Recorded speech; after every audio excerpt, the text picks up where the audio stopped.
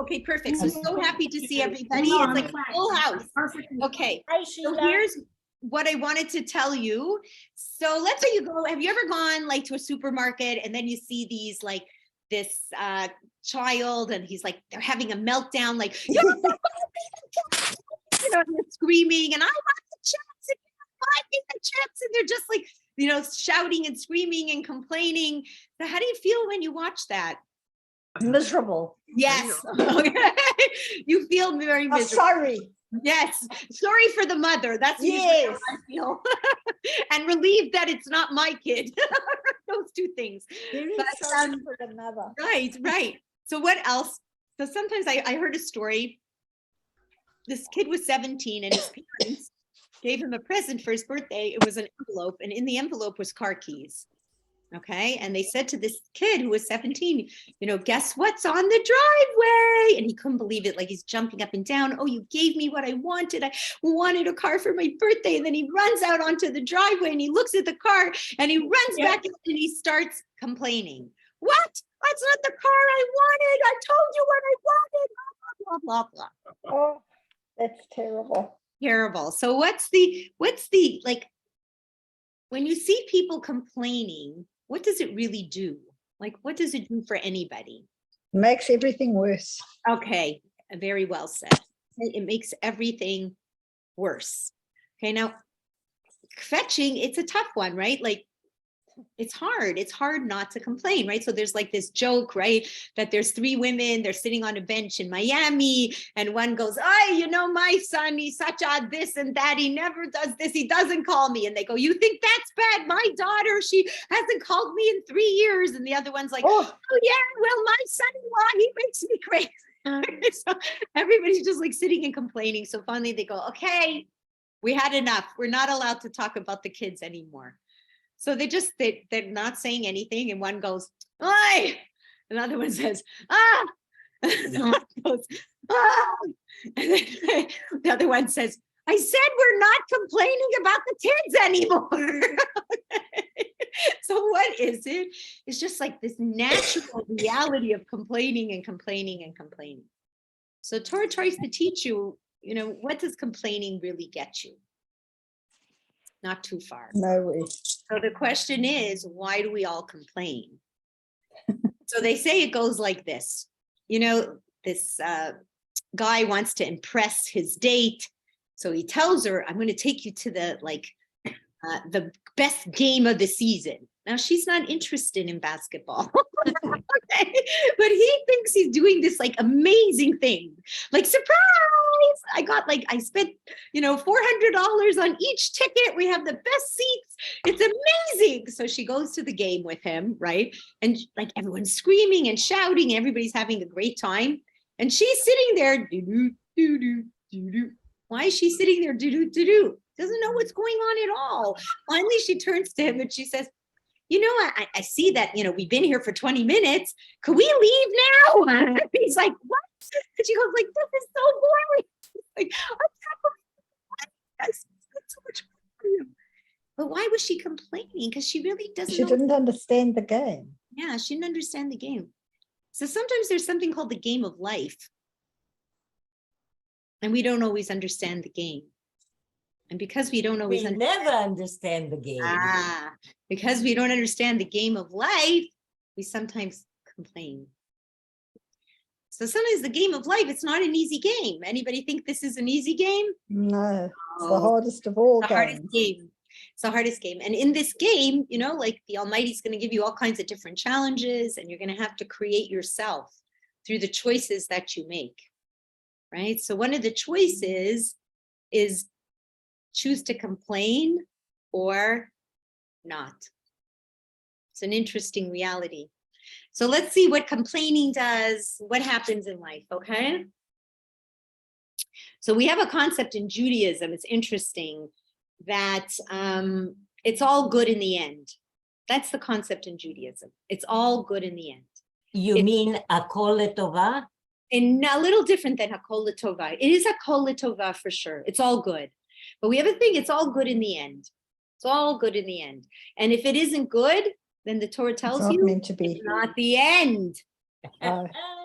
Okay, if it isn't good, it's not the end. What does it mean, hakol l'tova, it's all good in the end? Because we really have a big belief in an afterlife. We have a big belief in an afterlife.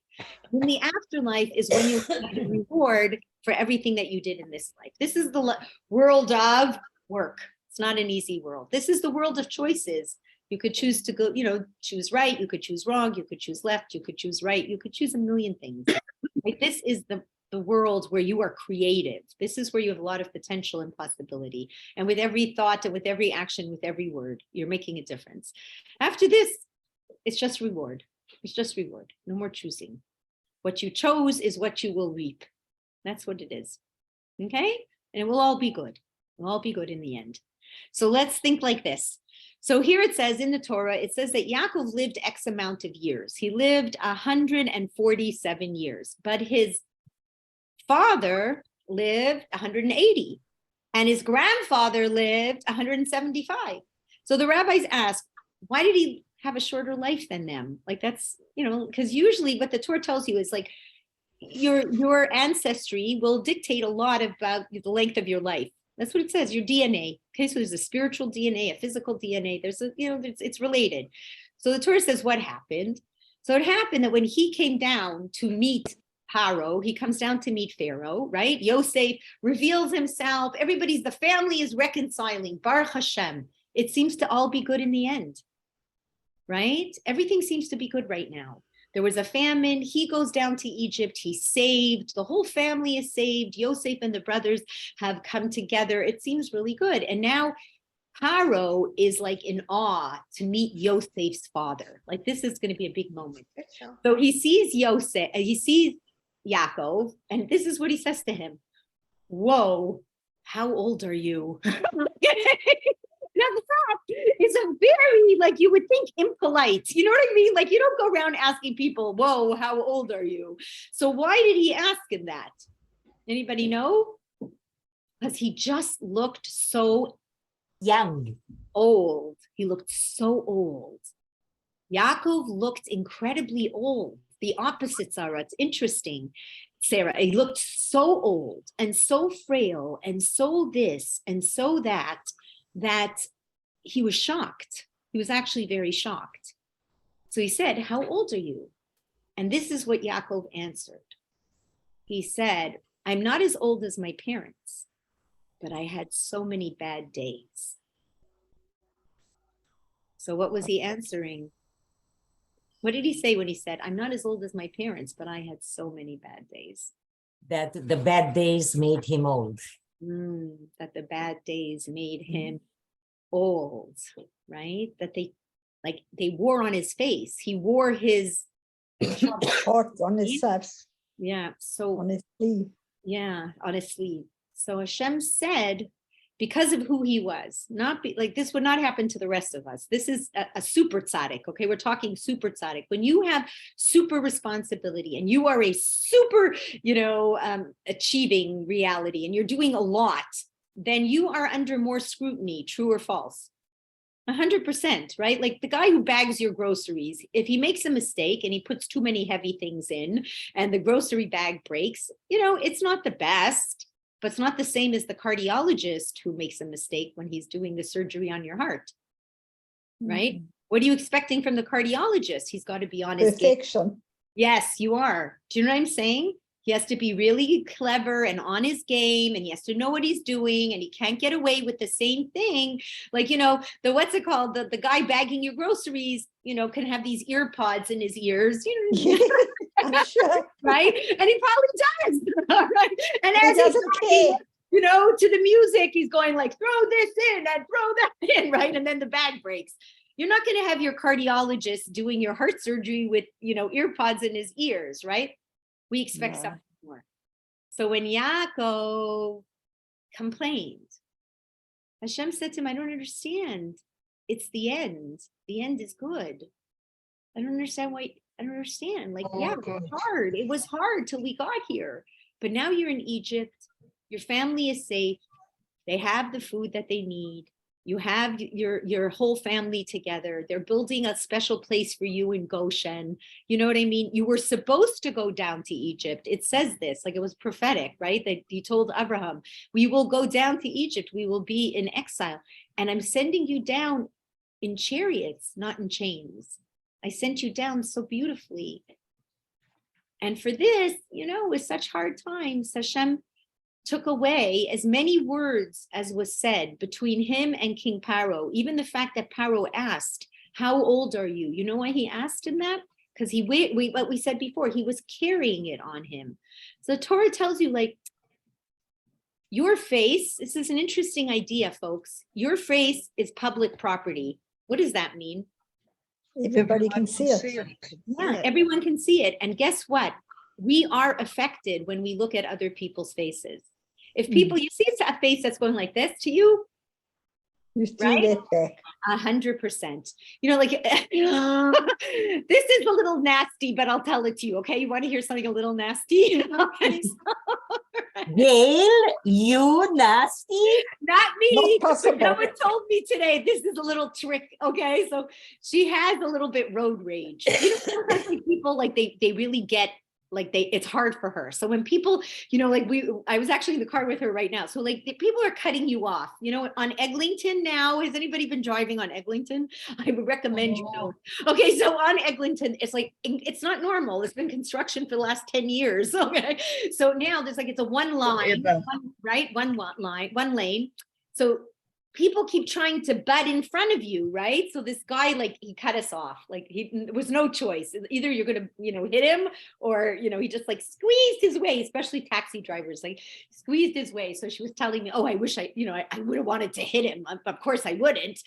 So she goes, "But this is what she does." Okay, so let's say somebody butts in front of her. So sometimes you catch up to them. So some people, when you catch up to them, what will they do? They'll swear, you know what I mean? They'll do something not nice. Like they'll go, and they'll honk them or something. So what she does instead, she catches up to them. She goes like this. Like she smiles and waves. Why?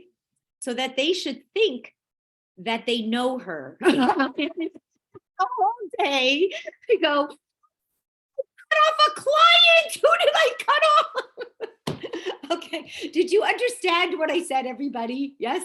Did you get it? Okay. I thought that was like so funny. So this is what I'm trying to say. Your face is public property. All right. So Hashem said to Yaakov, for this complaint and for carrying it this way, he shortened his life. And for every word that he said that was that complaint, he lost 1 year of life. Now, I'm not saying that that's what, you know what I mean, chas v'shalom happens. But what we're trying to say is, in a way, it does shorten your life. Complaining and being a catcher shortens, that's what the message is. Not that Hashem is going to go, oh, you said a complaint, now I'm going to take, a year off your life. For who Yaakov was, that was what happened. But I'm saying in general, and it's tough, and it's much, your body, your feeling, you just want to complain. You do. Every one of us wants to, right? But what I'm trying to say is complaining shortens your life. And that's what the message really is. Yes, Rhonda, I want to hear from you so badly. So go ahead. Yeah. Hi. Well, it also, because you think negatively, it affects your health, and then you get sick. 100%, 100 million trillion %. So that's really what the message here is. Okay, so the thing is that there is a challenge here. It's challenging not to, so the question is, how do we work with this concept? How do we work? I also want you to know, please don't feel like, oh my gosh, you can never complain. The Torah tells you complain. There's a few times that you should complain. You want to hear when you can complain? You can complain to God when someone else is hurt. You could say, Hashem, why so-and-so? Why does so-and-so have to suffer, Hashem? Why? Please, Hashem, help so-and-so. Okay, you can complain like that. You can complain to Hashem when you say, you know what, God, I want to be able to be connected to you. There's just something that's stopping this connection. I need your help.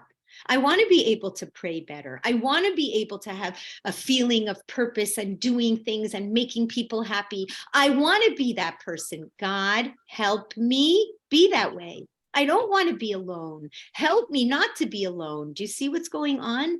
There are certain complaints that are very, very legitimate, right? And Hashem says, complain for the sorrow of your friends, complain for wanting to be closer to me, complain for wanting peace in the world. You know what I mean? But don't complain for narishkeit. You know what I mean? You know, like, oh my God, I broke my nail. I was just going my mani and pedi, and look at this. You know what I mean? My nail broke. Like, you know what I'm saying? Right? Or certain things that we're going to complain and complain and complain, and we know it is what it is. It ain't going to help. Right? Right? It's just not going to help. Right? So to complain out loud to other people. Now, with Hashem, he's your intimate buddy. So you could sometimes go, like I had a friend I had met, and she had so many bad things, like her son passed away at 30, the father fell into a terrible, he just dropped dead. He was married with kids, and that was it. Had an aneurysm. He was in the lake at the cottage with them, and he was like playing with the kids in the water, and then that was it.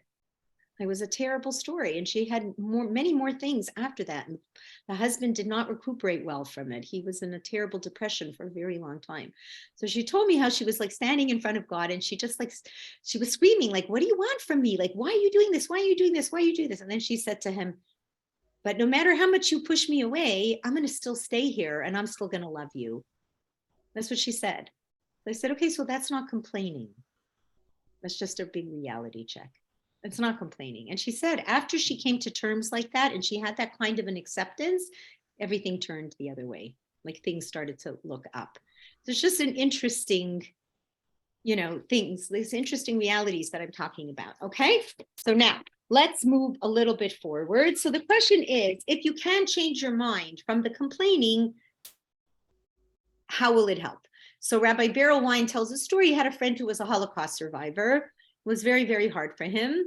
And he lost all his family, everything, etc. So he was going through the Holocaust, and he said he's got to get something into his head that will help him survive.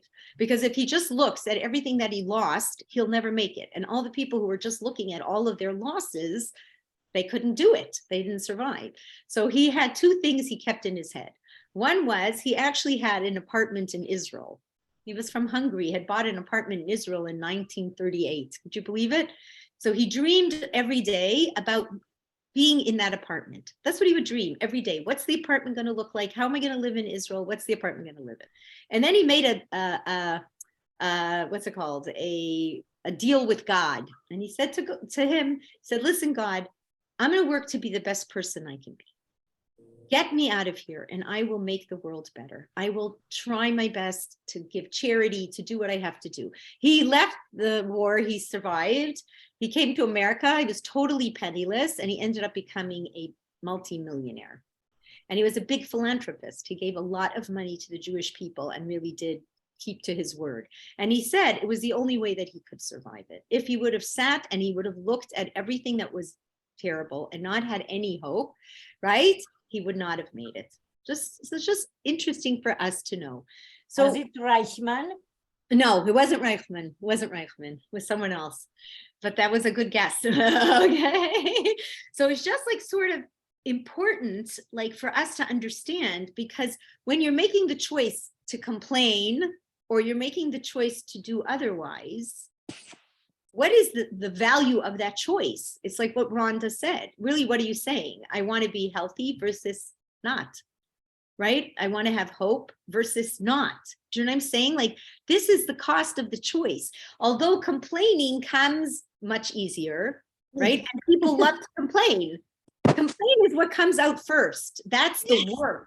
That's what we're saying. You were put into this world to work. What's the work? The work is not just to go on the automatic, but to have to do the work of who I want to be as a person. That's what Hashem says. Hashem says, I put you on this planet, not for pina colada, not for beach vacations all day. A little bit of that, but the reality of what life is toiling, is working. And what's the thing you have to work on the most? Is Your not character. Yes. 100%, Sarah.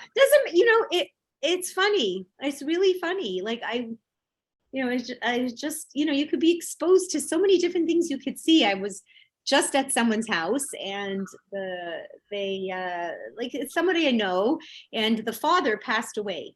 The dad passed away. Okay. And the dad was, to the outside world, everybody thought he was like the greatest guy you could ever meet. Okay. He was like the greatest guy, did a lot of good things in his life, this dad.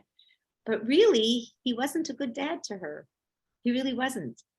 And I was like laughing, like, at how, people were always saying to her, what was the line that people would always say to her? You were so lucky you had that guy for your dad.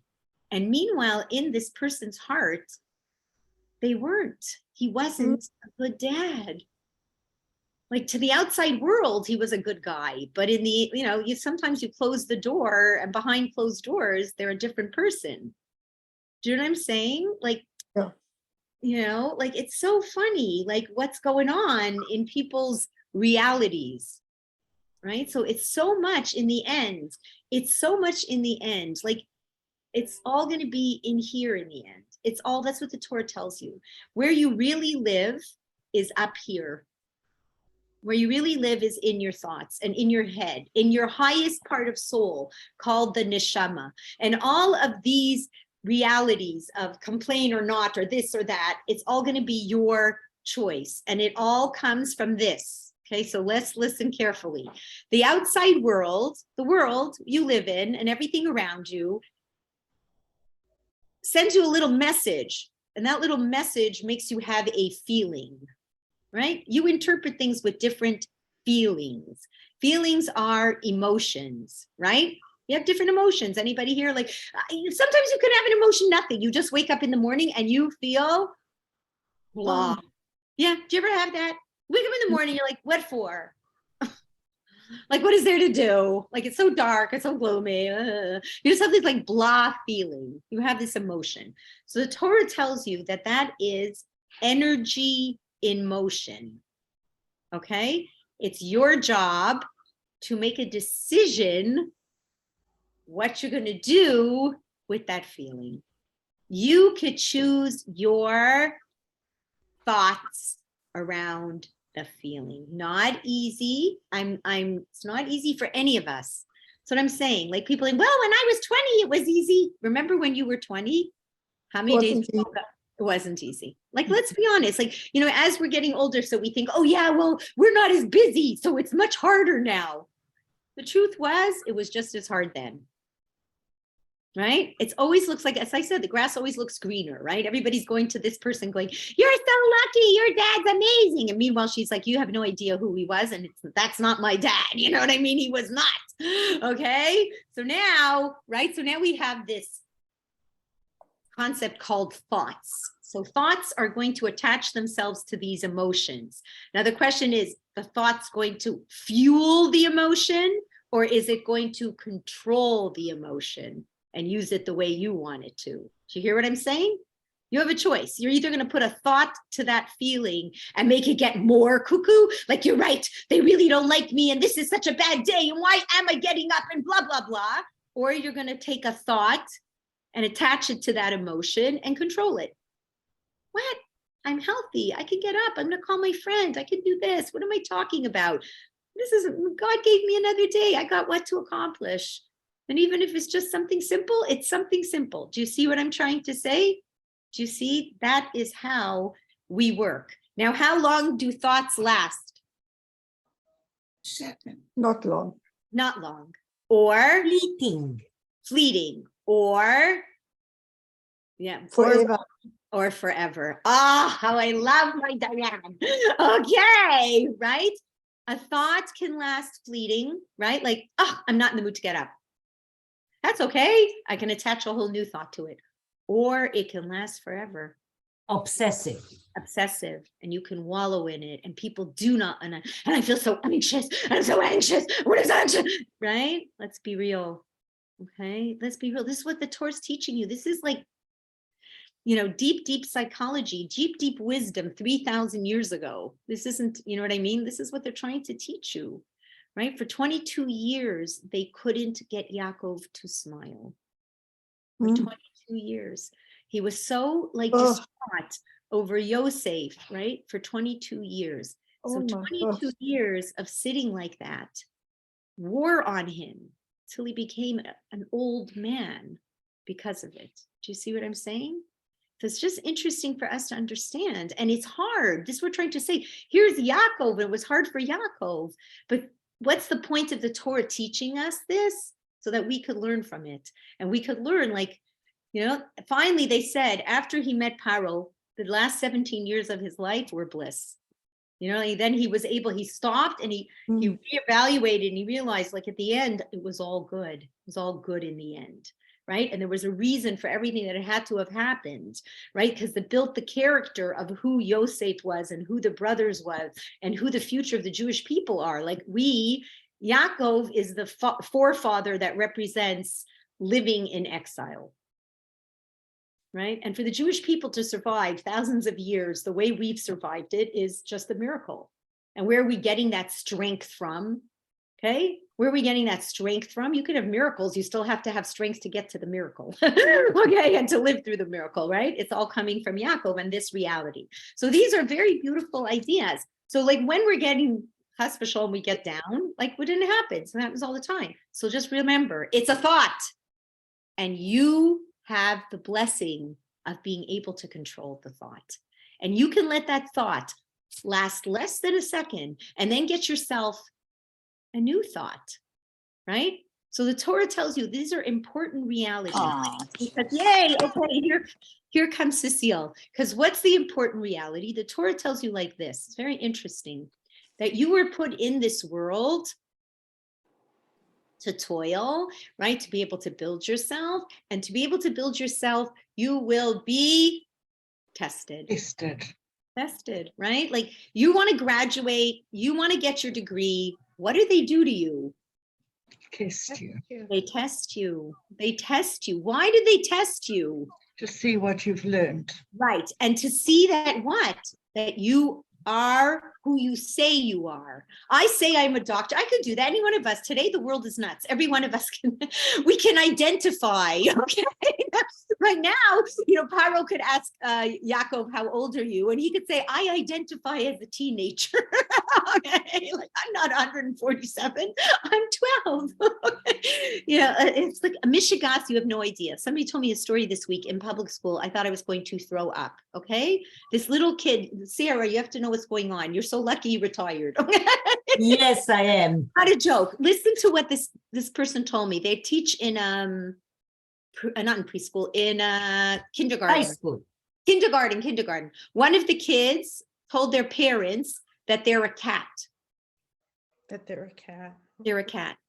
So the parents called the school and said that my child wants to identify as a cat and they want to send a litter box.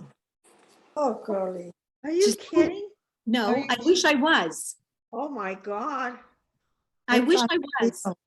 They want to send a litter box to school for their kid. Oh, no.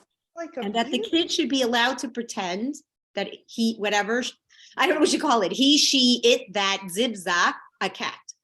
Oh, God, this is revolting. Did you imagine? And the teacher, like, they don't know what to do. Like the teacher's talking to the principal and the principal is seriously considering that the kid should be allowed to have a litter box and pretend that he's a cat. It's not normal. This is not normal. It's fine to just say, you know what? You want to be a cat? Sweetie, you could be a cat in your house for a few minutes. You'll be my little purry kitten. But now get up and sit at the table like a nice big boy or big girl, whatever it is. Do you know what I'm saying? Huh? Why did I say this? I don't know how I came onto this topic, but I came onto this topic. Who remembers how I came onto this topic? Well, I could just tell you what. I don't know how. What a crazy world we live in. Yes, what a crazy world we're in. Okay, so now you know. Okay, so I'm just trying to tell you. Okay, so let's just go over this idea. So now you see how much, you know what, your brain and your thoughts, like they're going to make it or break it for you. All right. Oh yeah. So I was saying we can identify like with the age. I wanted to make some kind of a joke about it, but I can't remember what it was. Okay. So anyways, let's look at it. Put it together again. So let's put it back together again. Put it back together again. What do we see? that our attitude is going to make a difference, right? That we really are in control of it. And that's what you want to know. God put you on this thing to pass the test. And the test was to show you who you really are. That's what I wanted to say. Because today I can just say I'm a doctor, right? But you, right? But you have societies and you have all kinds of things that have to prove that you are what you are, right? So Hashem is saying, you say, oh, I'm a really positive, optimistic, I'm such a great person. So Hashem says, great, I'll just put you in a test that proves that that's who you are. That means you should never brag about anything. About anything. Do you know what I mean? Hashem says, and you don't ask for tests. And sometimes you say, oh, you know what? I have no patience. I'm no this, I'm not that. And Hashem goes, no, I'm going to give you a test. And you're going to see how much you do have patience and how wonderful of a person you really are and how much strength you have and the character of who you are. And you really are a diamond, you know? And I'm going to just like rub, because diamonds are not very pretty, right? When you pull them out of the ground, they're horrible looking. So you have to really scrape them and this them and that them. And then they come out to be these shiny, beautiful things. Do you see what I'm saying? So this is what this is about. So when we're looking at complaining, you know, I gave this class to kids who were like early 20s. And I said this as a joke, okay? I said it as a joke. I said, today we live in such a crazy world that I bet you people borrow your notes. Like they say, you know, can I have your notes? And then they complain that you have really bad handwriting. And this girl turned around. I couldn't believe it. This girl turns around and says to me, that's exactly what happened to me. I'm like, what? Like, could you imagine feeling so entitled that you borrow notes from someone? They're doing you a favor. You know, you don't have to hand over your notes to people. And then you turn around and you complain to them. Like, I don't understand these notes. It's like crazy, okay? Anyway, so when I was talking to them, that's what I'm trying to say. Like, complaining has become such a natural way to go, right? Everybody is just fetching all day long. So it's going to take effort. It takes effort to not. But what are we trying to say? We're trying to say the effort that it takes to not will save your life, right? It will save your relationships, right? It will save so much. So it seems like a lot of effort, but Hashem is saying, you know what? That effort is for your sake. It's for you. This will be the greatest gift. So yes, it takes time to take a thought and have to look at it and have to dissect it and have to realize, no, this isn't a healthy thought. And just because I have this emotion, you know, like I don't have to just keep, you know, mouthing off all my complaints. Like, this isn't good enough, and this isn't good enough, and this isn't good enough, and this isn't. But after a while, I don't want to be with you. Do you want to be with someone who's always complaining? Right? What does it do to you? It drains the people next to you. It just drains everyone. So you're not, you know, you don't want to be there. So it's just interesting. So to me, like, I found this stuff, I found it like extremely fascinating. I really, really did. And it's interesting. The Torah says that you have to love Hashem b'chol levavecha, with all of your heart. So whenever we talk about the word heart, and if you look at it in secular literature, heart is always all your emotions, okay? So Rabbi Avigdor Miller is a genius. He says, you know what b'chol levavecha means? It's really with all of your thoughts. It's what I told you. The emotions are the energy in motion. Right? Now it's take your thoughts, you're going to connect it to that emotion, harness the emotion, work with the emotion for your good. Don't let the emotion, right, take a thought and just like throw you off the cliff. And then like what Diane said, you could hold on to this thought forever. So people could like, you have a grudge with somebody, right?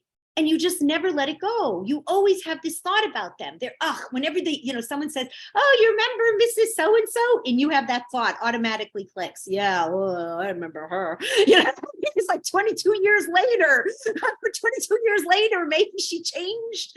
You know what I mean? Maybe things are different. No, you still have this thought. This is one of the hardest things. This is like, in a way, you have to appreciate, like when people ask you for forgiveness, what do you have to do with the thoughts? When somebody asks you for forgiveness, tell me, what's the thought you had? The thought before they came is, you really hurt me. Now the person is asking you for forgiveness. Now what do you have to do? Forgive. Forgive. Yeah. So what do you have to have? A very different thought. You have to let go of the old thought. If you don't let go of it. That's what I'm telling you. Like, I used to laugh. My mother used to have this, every time you would ask my mother, blessed memory, you forgive me? She'd say, I forgive you, but I can't forget. It's terrible. That's what I'm saying. What's the Torah telling you? Oh, you're going to have to forget. You have to forget that thought of how bad you felt, because if you don't forget it, what's going to happen? You're still You going to won't forgive. You won't forgive. And as much as you think you're forgiving, you really aren't. And I think this is one of the hardest things. That's why they say, like, God's forgiveness is the greatest forgiveness, because God says, I wipe it clean. I don't remember it.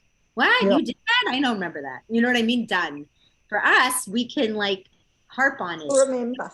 So I think it's just like, so beautiful idea. So when Rabbi Miller says you see the words with all of your emotions, he says, no, it's with all of your thoughts. It's your thoughts connected to that emotion that's going to make it either happen or stop or turn into something much better. So, or harness it and use it wisely. That's what we need to, keep thinking about. Okay. So let me see. So they show you in the Torah. Now I want to show you something also very important. All right. So the Jewish people are taken out of Egypt, right? So is that a big deal or a small deal? Tremendous Big big deal. deal. Tremendous deal.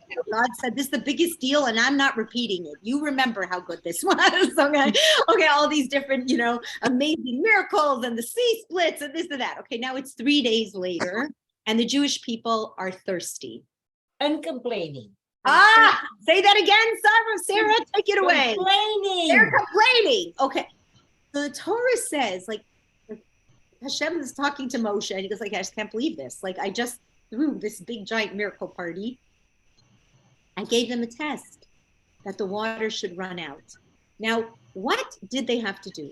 They go to Moshe and they just complain their heads off. Why did God take us out of Egypt? What do we need this for? We're all so thirsty. What's going on? Like, and they're so angry. Okay. And the Torah says all they had to say was, There you Please, go. God, give us yes, water. Give us water. beautiful. That was it. That was it. Did you hear that? All they had to say was, please, Hashem, you're so good to us. You give us water in the past. You've taken care of us. Please, could you give us water now? That's like such an incredible reality. Like sometimes they're complaining, but sometimes all you had to do was really have a conversation. Do you know what I mean? You just didn't have to come out like, you just could have had a conversation, right? Like, right? Supper's never ready. It could be, oh my gosh, dear, like I see something must have happened. You know what I mean? Maybe we can do something about it. Do you want me to go to Sobeys? Do you know what I'm saying? Like, look at the difference. Do you see what the difference is? So Hashem said, like, so things are lacking. You're in need. It's not that you're not allowed to say anything. In fact, Hashem says, please say something. Just say it Nicely. In a civilized way. in a civilized way. That's all. In a nice, civilized way. That's what the Torah is trying to teach you also. Okay, so that makes a big difference, right? But sometimes, what's the hard part? You ask nicely, and what's the hard part sometimes? Sometimes don't you have get to it. wait. Okay. God Say that says again? no. Yes. Okay. You see, that's the hard part. So what does Hashem say you should do? Carry on asking. Carry on asking. Just carry on asking. Nicely. Lastly. Isn't that a funny thing? Like, but that's it. So like the kid says, I want my candy. And you say, ask me nicely. So they go, please, can I have my candy? Most of the time when they say that, you give it to them. But sometimes they're going to say, please, and you have to say, No. no, too many candies. That is going to make you not well. So you just slowly but surely you teach them, right? that's not how we're going to do it. And it might be hard for you to understand, but wait. And then a couple days later, they say, please. And guess what? And it does work. And it is today a good time. You see what I'm trying to say? That's what sums up life. So there's a way to complain. There's when to complain and how to complain, right? It's an interesting idea. This is what this week's Parsha is teaching you about. The art of when and how to complain. Now, who is the person who had the absolute hardest life of everyone in the Jewish people? Moshe. Good try. Hardest of everyone, even harder than Moshe, even though that was a very good try. Anybody know? King David. Gonna say that, I wasn't sure. You were, good girl. King David. How do we know? Because it's in the Psalms that he wrote, and the history of his life is terrible. Like terrible childhood, terrible teenagehood, terrible adulthood, terrible everything. It just doesn't go good. Okay. So his parents, like there was always this little, it's a hard story. I don't remember all the details, but there's a little bit of a question. No, Hazel, so far I can't hear you. I haven't been able to hear you. Can you hear me, Hazel? No, I can't, but you can hear me. Okay, sorry. Next week. See, this must be something wrong. Anyway, he had a very hard childhood. Like there was like a little bit of a doubt if his mother had not done anything inappropriate. Okay. And that maybe he was fathered by a different father. It's like, I can't remember the details of the story, but there is this little bit of this cloud. There was a little bit of a cloud over his lineage. So it wasn't a great story for him, right? And because of that, he was never really part of the family 100%. Like they were all Torah scholars and they made him be a shepherd. Okay, so he was like always kind of far away from the family, right? Then when he gets older, it's only more embarrassing. Finally, he becomes the king. Then the other king, Shaul, doesn't want to give him chance. Then when he does become the king, then his kids rebel against him. Like it's just, it's just very, very hard, just terribly hard for him. And it's just a tragic life, right? So he's always like talking about his life, but it's interesting. Because he really understood what he was here for, he never complains. He accepted it. Yeah, he accepted it. He always says, like, you know what, I came to this planet. I have a goal. The goal is to be the best me, be as close to God as possible. That's my goal. So that's all. Whatever's happening to me, that's the lens he used. Do you know what I'm saying? He always used the lens, like, that's what I'm here for. So if I have a challenge, it's for me to meet it. For me to be stronger, to me to be better. He always said, God, help me, get rid of my enemies, help the world see me for who I am. It's not that he didn't ask for things. He asked, but he never complained. And he is he is our greatest role model. And like there are the 5 books of the Torah, there are the 5 books of Psalms that are here for our emotional relief. Do you know that? For anyone who's in any pain of any kind, that David HaMelech was there first. And he paved the way for you. And when you say these Psalms, the Torah tells you that his lips move in the grave. And he says it along with you. And he understands your pain. But he's telling you the best formula for pain is to accept its reality, to try to grow from it as best as you can. And it's hard. And I don't want to at all underestimate any of this. Like, please, like, forgive me, you know what I mean? Because I know how hard, I assume how hard it is. I know for all of us in our own lives, in our own peckle, right? Hashem says, I'm here for you. Like, that's what David HaMelech was so smart. He always took God with him no matter what. He never turned around and went, no thanks for this, you idiot. You know what I mean? He went, Hashem, I love you. This kills, this hurts, this is kook. But you believe that I could become David HaMelech? He is the ultimate king. When Mashiach comes, that's it. He's coming back. It's his kingdom, right? He will rule the Jewish people forever. Right? That's what we sing. David, Melech Yisrael, right? We all sing that song. Chai, Chai, Vikayam, right? He will be here eternally, forever. So it's really something when you think about it. So these are just like wise words, that I just want to share with you, that I wanted to share with you, and just for us to understand. And it's hard, but what you have to think about is when you're getting down, when you feel like complaining, I'm just one thought away. And a thought is less than a second. So I am 1 second away from changing this emotional reality to something completely different. From moving from complaining to accepting, to thanking, to saying it's okay, to giving myself encouragement, right? To making that difference, to going over to someone who is bothering me and just saying what's bothering me nicely. That's all. I don't have to go, I can go over and say it nicely. Please, can you help me? Please, can you change this? Please, can you that? So anybody have anything that they want to add on? Anybody have a story? I feel so bad. I'm missing Hazel. Hazel is never on mute and we can't unmute the girl. But you know we love you. Okay. So does anyone have anything they want to add or any insight with complaining? Yeah? Anything? Well, I found a lot of times in a lot of the Psalms that David keeps going against obviously his opponents, and he voices out, get rid of them and don't let the mother, I don't know, there's one there where he says, sort of no pleasure for the mother and let the children be orphans.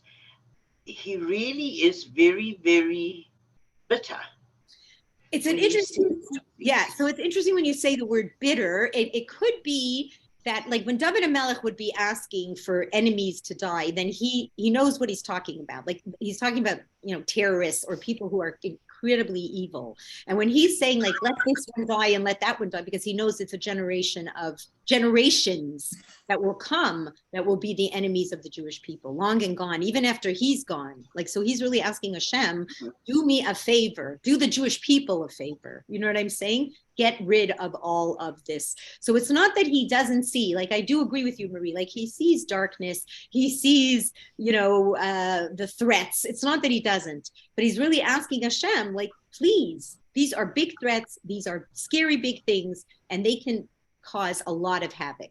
So it may sound like it's bitter, but it's more like it's passion. Do you know what I mean? And it's more passion, not only for me, but for the future. When you're saying get rid of people's grandchildren, like, you know what I mean? Like, believe me, Yasser Arafat's kids, I'm sure, are not Jewish lovers. Okay. So David Melch saying, you know what? Okay. Let's get rid of Saddam bin Laden and all of his children. That would be nice. Right. You know what I mean? Like, and all his descendants, amen. You know what I mean? Because these are people who will, go after us. But thank you for asking the question. Okay, so we're good, girls? We're all good? Yes, everyone's good? Okay, so I just have to tell you how grateful I am. This is such a beautiful turnout. This reminded me of the good old days. I think because we were a little bit confused between 2 and 2:30. So the only thing I can tell you is every week it kind of changes because it depends sometimes, when I have a client. So sometimes that's what mixes the schedule up. So please just keep your eyes peeled and it'll either usually be 2 or it'll be 2:30. Okay? Thank you so much and a wonderful, lovely day. Do you want to say something? Thank you. Rebbitzin, Yeah. Rebbitzin, Yeah. I just want to tell you one thing. I'm missing your classes on Shabbos. How come? Because I can't get up the elevator hasn't been on Shabbos. I know I have to. I've been telling, my husband's been calling them to fix the elevator. So I'm going to remind him again today. Okay. Okay. Yeah, thank you. Okay, Thank all you, that. thank Wow. you. Okay, everybody. Thank you. Have a great day, everyone. Bye-bye.